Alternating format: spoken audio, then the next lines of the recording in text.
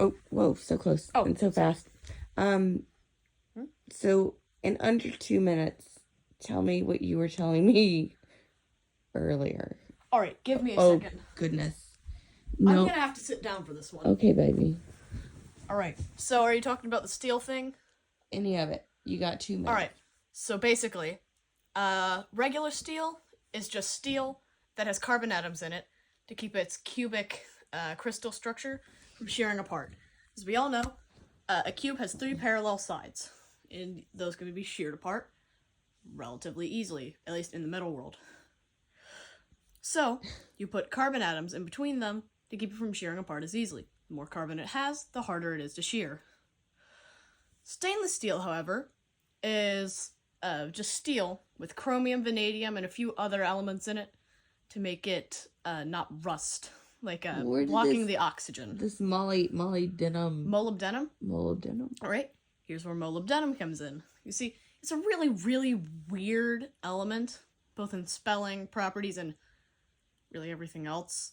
But it's hard to isolate, but very valuable. Because if you add molybdenum to steel, it makes it a lot stronger, way more heat resistant, and way more useful. You see, I believe, and I could be corrected on this, but I believe they're called F2 rocket bell nozzles. Use molybdenum steel in them.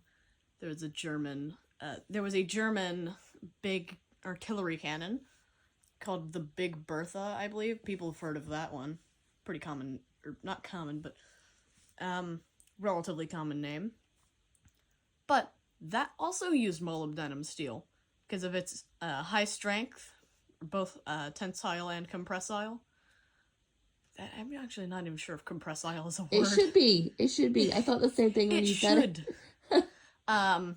Has a lot of heat resistance, and it can take a whole lot of force before shattering or breaking. And you mentioned, but where did the whole like X-ray thing start coming Oh, okay. in? So here's the thing.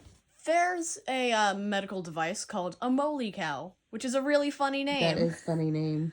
But basically, there's a radioactive isotope of molybdenum in it that turns into technetium. They call it a moly cow because it uses molybdenum, and you kind of have to milk the technetium out.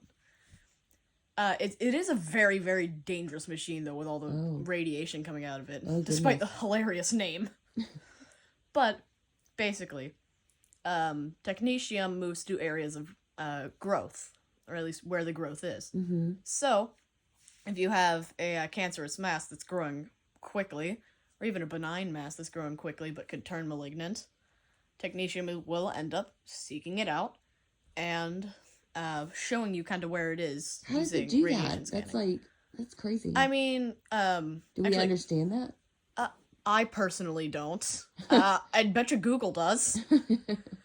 But basically, another radioactive isotope that seeks a part of the body is cobalt 60. Cobalt 60 is a part of nuclear fallout. I was gonna say, I remember you mentioning that was dangerous a long time ago, or is it 61? No, it's cobalt 60. Okay. I'm now that you say that, it made me a little skeptical, but anyways, cobalt 60 is bone seeking, meaning that the radioactive isotope, once it gets into your body, will seek out bones. And bones, that's where your red blood cells are made. And you don't want to have defects in those. No, we don't. Not a good thing. Not a good thing. That's where, actually, maybe not defects in the, maybe not defects from radiation, but that's where sickle cell disease comes from. That is true. The red blood cells not having enough of the hemoglobin or structural proteins to sustain itself, and then it kind of folds in on itself. Oh, that's why it folds in. And becomes a sickle shape, and it can barely carry any oxygen. Oh. Yeah. Okay. All right.